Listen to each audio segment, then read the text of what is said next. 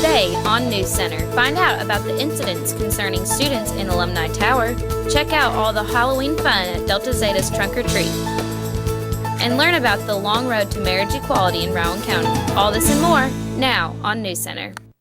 Good evening and thank you for joining us. This is NewsCenter. I'm Jacob Miller. And I'm Mary Dameron. Here's what's making headlines for November 5th, 2015. Tuesday was Election Day across the Commonwealth of Kentucky with both local and statewide elections. Republican Louisville businessman Matt Bevin defeated Democrat Attorney General Jack Conway to become the next governor of Kentucky. NewsCenter's Chad Hedrick joins us now with a recap on the race and what grabbed attention Tuesday night. Chad? Thanks, guys. It was a big night for Republicans running for statewide office in Kentucky on Tuesday night, with the biggest of the races being Matt Bevin defeating Jack Conway in the gubernatorial race, despite Conway leading Bevin in the final Bluegrass poll released late last week by 5 points. This race was also historical because it was just the third time in 68 years and the second in 40 years that a Republican was elected governor of Kentucky. Take a look at this map behind me. It shows county by county results of the last 4 gubernatorial races. Counties that are shaded in red went to the Republican candidate, and counties in blue went to the Democrat candidate. Look at the coal fields of eastern Kentucky. As you can see, in 2003, 2007, and 2011, those counties went blue. But since the 2011 election, many political commentators, especially on the right, have claimed that President Obama and the Democrats have this war against coal and the EPA. This is something Bevin's campaign definitely used in attack ads by saying that Conway would be things like Obama's governor, which seems to be a tactic that actually did work. Now let's take a look at the gubernatorial election by the numbers. As you can see, Matt Bevin had 52.5% of the vote. He beat Jack Conway by 8.7 points. Now take a look at Drew Curtis. He was an independent candidate that ran, and a lot of commentators were saying that he would be the reason that Jack Conway lost because his votes would take away from Conway. Even if that was the case and all Curtis's votes were to have gone to Conway, Conway still would have lost to Bevin just by 5 points instead of 8 points. Now let's take a look at some more statewide election results. First, we'll start with the Agriculture Commissioner. This went to GOP candidate Ryan Quirls. He defeated Democrat candidate Jean Marie Lawson by about 20 points in that race. It wasn't anywhere as high profile as the Attorney General race, which went to Steve Beshear, our current governor's son, Andy Beshear. He beat Whitney Westerfield by a narrow margin of just 2,100 votes or so. So that was a very close race. A big upset for the state auditor's race. That went to Mike Harmon, the GOP candidate who defeated the incumbent Adam Edelin. This was by about 4 points or 36,000 votes. Secretary of State Allison Lundgren Grimes will remain the Kentucky Secretary of State for the next 4 years. This was her first election since losing the Senate race to Mitch McConnell back in last November in 2014. It was a narrow race, though. Just about 2 points or 22,000 votes separated her from Stephen Nipper in that race. And lastly, take a look at Treasurer. This went to Allison Ball, the GOP candidate, defeated Rick Nelson by 22 points, a big margin on that one. Now let's take a look at this, how the voter turnout was in this race. We'll first start with 2015 and 2011. This was something we talked about on the show last week. Allison Grimes said that she and the state were worried that voter turnout would be lower this year than it was last year. It was actually just a few points higher than what was anticipated, but again, nowhere near what it was in 1995 when 44.4% of registered Kentucky voters turned out to vote, and then it dropped significantly in 1999. But we're about 30.7% on that. So guys, this is an election that's definitely going to go down in the history books as a major one for the Republicans. This actually continues a trend we saw nationwide in the 2014 midterm elections, and we'll be watching to see if that trend continues in the 2016 presidential race. But for now, we'll send it back to you all. All right, thanks, Chad. Bevin will be sworn into office in January.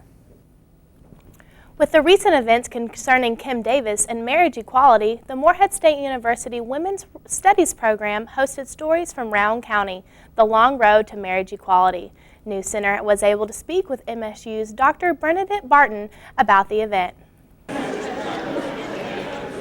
The Stories from Rowan County was a celebration of the long journey to marriage equality that we experienced here in Rowan County.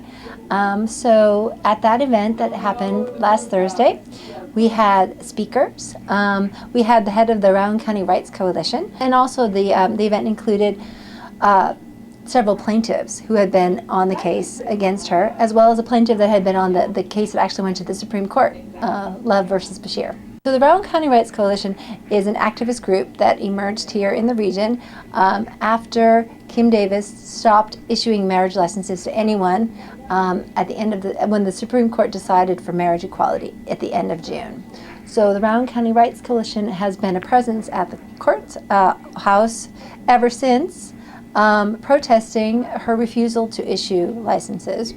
This was hosted by the Women's Studies program, and in particular, Dr. Ann Andalora and myself. We mostly organized and put it together. And Rick Carrick, a professor of international studies, also was involved in the planning. Well, we felt like it was important to recognize those who had fought for marriage equality here in Rowan County, especially given the media storm that our little slice of Kentucky received with all the events. So we wanted to just give formal recognition to those that fought the hardest, and also celebrate their progress and their journey and our place in history. Rowan County Clerk Kim Davis asked for a federal appeals court to scrap a series of unfavorable rulings issued by the district judge who sent her to jail. In a 126-page filing with the 6th U.S. Circuit Court of Appeals late Monday, Davis's attorneys called U.S. District Court Judge David Bunnings ordering Davis to issue same-sex marriage licenses a rush to judgment that trampled the clerk's religious liberty. Davis spent 5 nights in jail in September for defying that order, igniting a fierce debate about the collision of religious freedom and public service.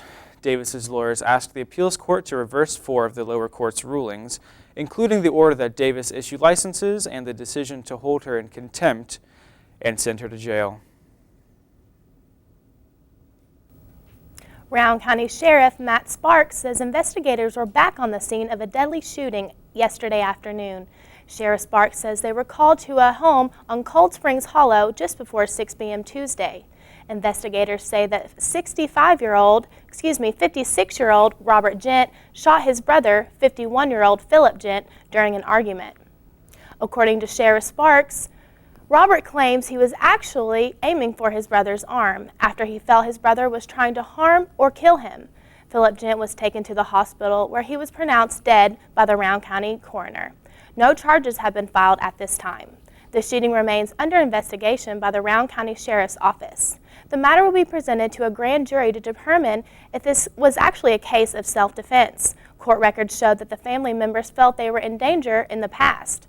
In 2014, Philip was accused of threatening to kill Robert and everyone in the hollow and threatened to burn it all down. That case was never resolved. 3 people were charged Wednesday after an officer was shot in the head while investigating an attempted robbery that occurred earlier at a gas station. The officer, identified in a police report as Richmond police officer Daniel Ellis, was shot while conducting a search inside a house in the 500 block of Ballard Drive. Police reports say Ellis was given permission to enter the home, and he was under the impression that no one else was inside when he was shot by a man in the back of the house. Ellis was rushed to University of Kentucky Chandler Hospital with life-threatening injuries. Kentucky State Police Trooper Robert Purdy said that the investigation at the home stemmed from an attempted earlier robbery Wednesday morning at a Gulf gas station. The three in police custody are Rita Creech, Gregory Ratliff, and Rayleigh Sizemore. The police reports say Sizemore fired the weapon to shoot Officer Ellis in the head as soon as he began to cross the threshold of the bedroom door. A second officer returned the fire, hitting Sizemore. Sizemore was released Wednesday afternoon from UK Hospital, and he has been booked at the Madison County Jail. He has been charged with attempted murder of a police officer and unlawful imprisonment. Creech has been charged with robbery, and Ratliff is charged with complicity to attempted murder of a police officer. At last check, Officer Ellis is still in critical condition. Candy buckets were ready this past Thursday night at Rodburn Elementary School. NewsCenter's Nick Oliver has the story. On a night where having green hair and dressing up as your favorite superhero is normal, children of Rowan County gather at Rodburn Elementary School for the Delta Zeta event, Trunk or Treat. Trunk or treat is just a time during the trick or treat hour that we all bring our cars and we park outside of the elementary school and we decorate our trunks and we dress up and we hand out candy to the kids so that they can be in a safe environment while they're trick or treating. I think the trick or treat trunk is important to Morehead because it's safe to bring my kids here. It's in the school, it's well situated, and so it's just one place that they can trick or treat, and I can watch them, and it's college students, so I feel comfortable coming here and bringing my kids here. The fraternity Sigma Phi Epsilon came out to support Delta Zeta in their mission. So Sigma partnering up with Delta Zeta is really helpful because it gets two different large communities of people with fraternities and Greek life to have more people out here to kind of give more candy and help more kids out, because the more people you have, more candy. Just some of the special guests at this year's event were Batman, Spider-Man, Mario, and of course, a princess. Reporting for NewsCenter, I'm Nick Oliver. Coming up, Michael Jane is in the NewsCenter Weather Center with your forecast, and Kenzie Thompson has your Eagle Athletics. Stick around.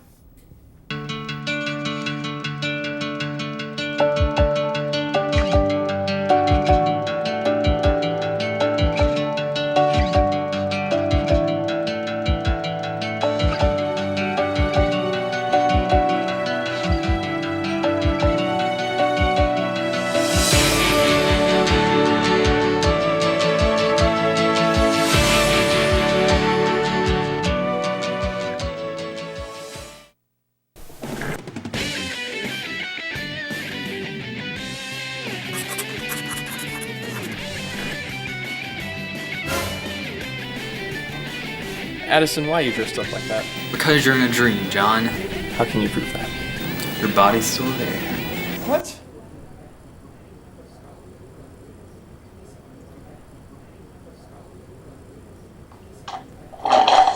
Wake up and smell the coffee. Java City. Claypool Young Art Gallery, located in the center of campus, offers a wide variety of art pieces from various contemporary artists in America. Exhibitions rotate approximately once a month and also hosts art pieces created by Morehead State University students, allowing art majors to experience the learning process of showcasing their art. Claypool Young Art Gallery. Come on over today and be inspired by aspiring MSU artists. Welcome back to NewsCenter. I'm Michael Jane, and now taking a look at our weather for November 5th. Right now in Morehead, it is partly cloudy and 75 degrees, so it's been a pretty nice day today. I'm looking at our record temperatures for this time of the year. The record high in 1948 was 85 degrees, so pretty hot for the beginning of November. The record low for this time of the year was 10 degrees in 1991. Now the normal high for this time of the year is 61 degrees, so we're quite a bit above that. It's pretty hot for this time of the year. And the normal low is 37 degrees for this time of the year. Taking a look at our temperatures right now across Kentucky, you can see that it is 75 in Morehead, like I said. We have 76 in Jackson and 76 down in Middlesboro. We'll take a look at the other side of the state now. We have 79 over in Owensboro and 77 down in Bowling Green. We're going to take a look at our radar now. As you can see for most of Kentucky right now, it is clear, but up in the northwest of the screen you can see that there is some showers and storms moving into Indiana from Illinois, and that is something that's going to affect us here tomorrow. I'll talk about in a minute. But as for right now in Kentucky, we're pretty clear. Our 24-hour planner for right now, we are looking at 65 degrees at 7, moving into the lower 60s and 50s by tonight and 12 a.m. And by tomorrow, you're going to see that we have some temperatures going into the upper 60s and possibly 70 degrees by 1 p.m. That's all I have right now. We're going to send it to NewsCenter Sports with Kenzie Thompson. Your home for the Morehead State Eagles, this is NewsCenter Sports. The Morehead State Eagles come off an exciting triple overtime victory over Drake University. The Eagles improved to 5-3 overall and 4-1 in the conference. The Eagles were able to overcome a 4-game losing streak and beat the Bulldogs for the first time since 2007. Backup quarterback Jack Sherry finished the game for the Eagles after starting quarterback Austin Gehafer was injured and sidelined for the rest of the game.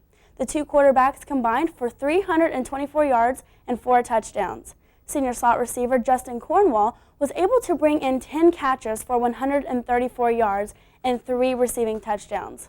Seniors Trey Watkins and Justin Greer were able to intercept Drake's signal caller in the overtime periods. Greer leads the nation with 7 interceptions, and MSU has 14 on the year. Senior linebacker Luke Keller had a team-high 14 tackles and 4.5 tackles for loss and 2 sacks. Here's the Pioneer Football League leading receiver Justin Cornwall with his thoughts on the game.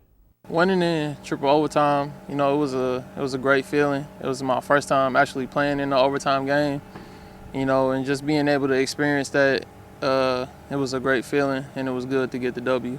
What helped us be successful, this far in the season is that we have, it's due to the part that we have 19 seniors, and with not having 19 seniors, we have a lot of leadership going on, so they help out with the younger guys and help get the younger guys on board, and I think that has a lot to do with our success.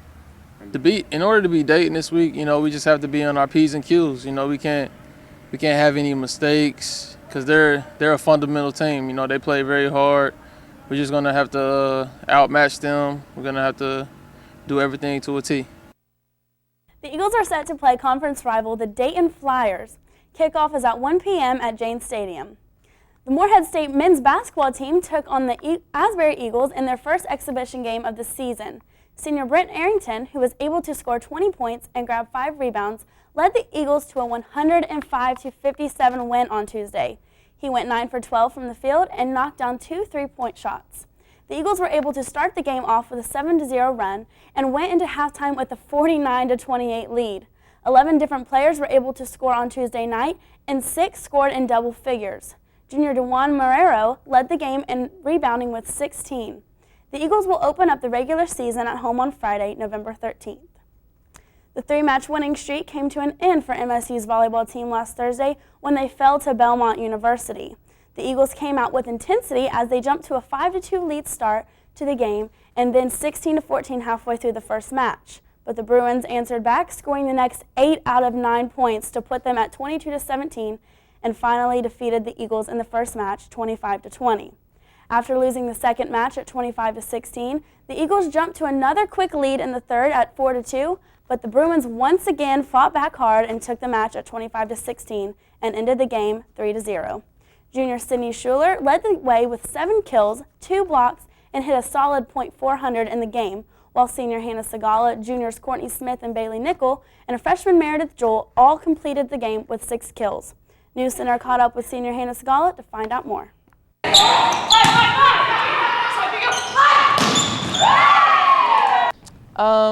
In the game against Belmont, we performed not as well as we wanted to. Coach kept saying how we didn't utilize our scouting report, and that's just something we really need to use. It's a tool, and if we use it correctly, it can be very successful to help us win games. I think sometimes we just get in our heads, and so just play the game that we play in practice every single day. We perform really well in practice, and it's just transitioning into games that we really need to work on. In order to win the next game, I think we really need to utilize that scouting report, like I said. It's a really good tool, and it's kind of like a cheat sheet. It gives us a little snapshot of what the team's going to bring and ways that we can beat them. My expectations for how we're going to play in the tournament is just give it our all. Our conference is really tough this year, and we're not doing as well as we would like, but I think if we just go out there, play with our heart, we can make it pretty far. The Eagles take on SIUE tomorrow at 1 p.m. in Weatherby Gym. Don't go away, there's more NewsCenter coming up after this. It never gets old, huh? Nope. It kind of makes you wanna... Breaking the song? Yup. I love the sunset. I love Eagle Lake. I love the forest. I love when Eagles play. I love the campus! And all its sights and sounds. Boom-de-yada, boom-de-yada, boom-de-yada, boom-de-yada. I love philosophy. We love diversity. I love English. And all its weird words. I love the music. And all its melodies. Boom-de-yada, boom-de-yada. Boom-de-yada, boom-de-yada. I love fraternities. I love sororities. I love to draw things. And all the athletes. I love Moorhead. It's such a pretty place.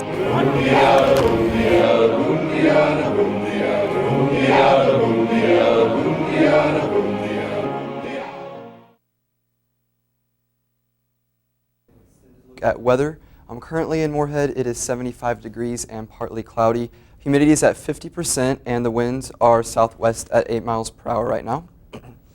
I'm taking a look at our 24-hour planner again.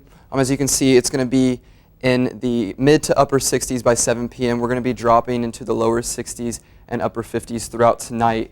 Tomorrow morning, starting at 8 p.m., you can see we're going to be in the lower 50s, 53 to be exact. And then throughout the day, we're going to be rising into the upper 60s. And by 1 p.m., we're actually going to be at 70 degrees. So it's going to feel pretty nice tomorrow. Our temperatures again for tomorrow, right now, we're looking at 79 degrees in Owensboro, 77 in Bowling Green, 76 up in Louisville. We're looking at mid to upper 70s all throughout the state right now, so pretty hot for this time of the year. Our national radar right now, specifically Kentucky, we're looking at clear skies.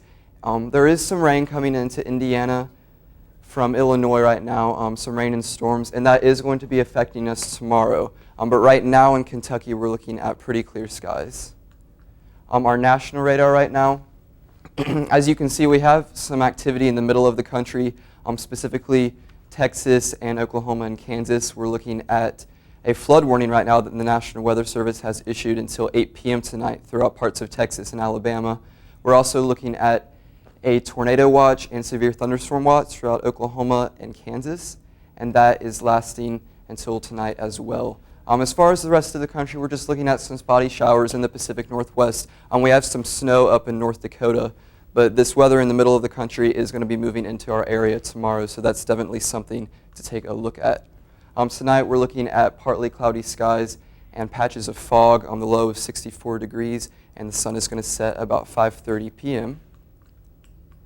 Tomorrow's forecast, we're looking at thunderstorms and showers throughout most of the day, a high of 73 degrees, and the sun is going to rise about 7 a.m. I'm taking a look at our 7-day forecast. We are looking tomorrow, Friday, at the upper 60s, 68 degrees, and it's going to be rainy and windy throughout most of the day. On Saturday and Sunday, we're looking at the lower 50s and partly cloudy skies. On Monday and Tuesday, we're looking at the upper 50s, also partly cloudy. There's a 30% chance of rain on Tuesday. On Wednesday's looking about the same, and Thursday we're going to have some more showers rolling in with about 62 degrees as the high. All right, thanks so much, Michael. We're going to take a quick break, and we'll be back with more news after this.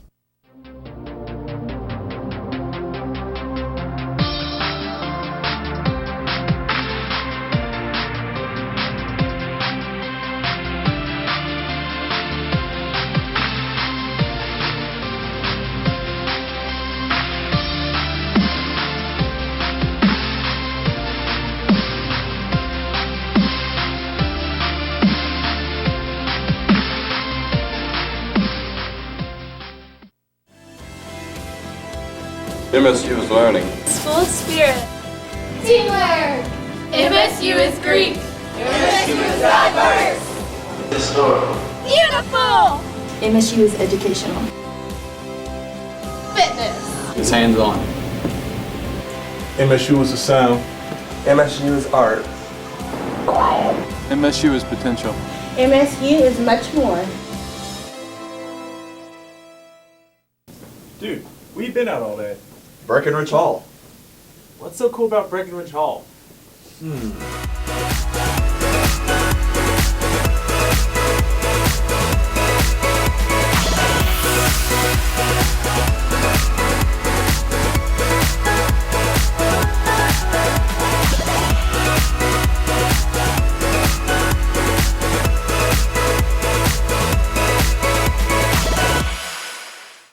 The musical fraternities Sigma Alpha Iota and Phi Mu Alpha invited the students of MSU to a night of fun, games, and treats to help support their philanthropy. NewsCenter has the story.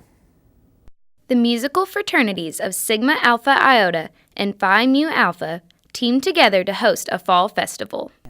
All proceeds from the festival went to their philanthropy, People to People. The Fall Festival is something we organize to help donate money to our philanthropy, which is People to People. What we're doing is we have a bunch of different games and food and activities that we're selling tickets for, and each ticket is 50 cents, and that's 50 cents towards our philanthropy. People to People is an organization that takes musical supplies and instruments to areas that can't normally afford them, such as, low financial countries and even areas in Kentucky that just can't afford the musical instruments and the ability to have a great music program. Miranda says she hopes students participating in the festival have a good feeling about what they are donating towards. Just having a good time. We are trying to do a good thing for a good cause, but we also want people to come out and enjoy and just have a good time. Over $100 in tickets were sold within the first half hour of the festival. Miranda says she hopes the fraternities can team together to host events like the festival in the future. Reporting for NewsCenter, I'm Courtney Howe. The Kentucky Folk Arts Center currently has an exposition called In Touch with the Spirit, featuring African art from the collection at Southern University. NewsCenter reporter Jacob Valeria went to the exposition to learn more. The exhibition came to us from the Southern Ohio Museum, where they were storing the work for Southern University. All the work went through Hurricane Katrina in 2005, so all the records were washed away, and the Southern Ohio Museum has been storing their work and collecting data and research on all the pieces, trying to figure out which cultures or societies they belong to. Unfortunately, though, nothing has been given a date, but we know some of the pieces are over 100 years old. The exhibition's really great. It shows the diversity of different societies and tribes in Africa, so it's really great for different students, especially international students or students in the international discipline studies, to be able to see a different culture than our own. We opened on September 10th and it runs until Thanksgiving. This is a really great exhibit and we're going to be sad to see it go, but we're happy that all the pieces were able to make it through the flood and will be returned home to Southern University at the end of the show. MSU's Office of Student Housing is investigating a string of vandalisms in the bathrooms of Alumni Tower. Specifically on the second floor, notices were sent out to residents and alumni that said due to the recent vandalism cases, all residents could face monetary fines to cover for what the damage that continues to be made in the bathrooms if the vandalisms continue. NewsCenter spoke to Director of Housing and Residence Education, Dr. Chris Summerlin, to figure out what's going on and clarify some misunderstandings. And we did put that out there that we have the option to charge the residents for the cleaning. Now, no specific amount has been sent out. We have not said, this is going to cost students X amount. I do know some information went out on social medias that, we said, a certain amount and every student's going to get charged $100. No, we've not said that. In fact, we have not made a decision of whether to charge or not, but we do want students to understand that we need them to be a part of the solution, not part of the problem. If you have any information about the vandalism, you are asked to contact Student Housing. Dr. Summerlin says all tips will be kept anonymous. You can see the full statement sent to alumni residents by going to our Facebook page at facebook.com/newscentermsu. Dozens of Kentucky prisoners were released this weekend due to a change in the way the United States government sentences drug crimes. The U.S. Sentencing Commission decided to cut suggested prison terms for those who commit nonviolent drug trafficking crimes. A total of about 6,100 inmates will be released across the country. The inmates who are eligible to be released had to apply to have a judge review their case and have served an average of 9 years in prison. Prison officials say 25% of the inmates being released are non-citizens and will most likely be deported. The decision to change sentencing guidelines was made last year in an effort to ease overcrowding in prisons across the United States. Well, that's going to be it for us. You can find all of our news on our Facebook and Twitter pages. And make sure to check out every NewsCenter episode by logging on to msutv.net. On behalf of Michael Jane with the weather, Kenzie Thompson with sports, and the rest of the NewsCenter team, I'm Jacob Miller. And I'm Mary Dameron. Have a great afternoon.